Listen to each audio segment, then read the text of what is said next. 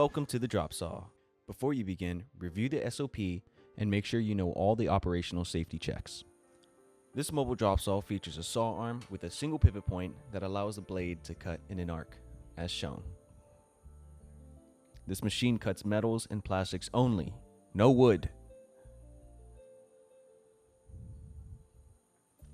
There's a lever near the blade that locks the saw arm in place.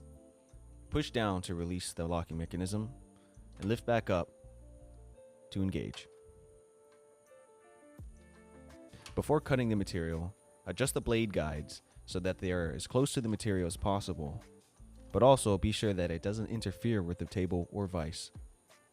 Typically, you'll be cutting square, angled, or flat stock. Once your stock is in place, push the vise jaw forward and then turn the wheel righty-tighty to lock it into place. Without turning the machine on, you may lower the saw arm to make a rough measurement of the piece you want to cut.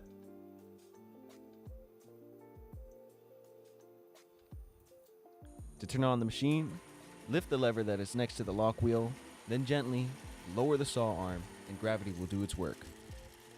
Before the blade makes contact with the stock, spray the area with the coolant and continue to keep the metal wet. This is essential. Coolant is always needed for metals and large plastics. Smaller plastics may not need coolant, but be sure and double check with a shop monitor.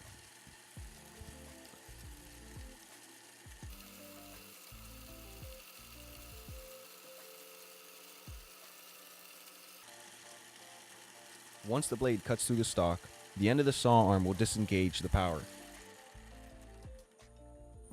When you cut short stock, be sure to place an equal width piece on the opposite side to equalize the clamping pressure.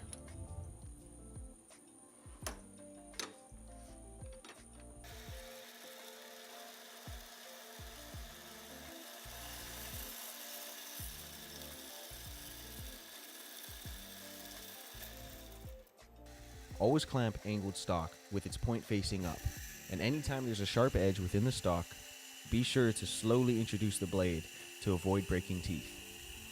Not those teeth. Blade teeth. Once you're done, be sure to clean off the metal shavings, but don't use your hands. Instead, use these fake ones. Or just use the brush.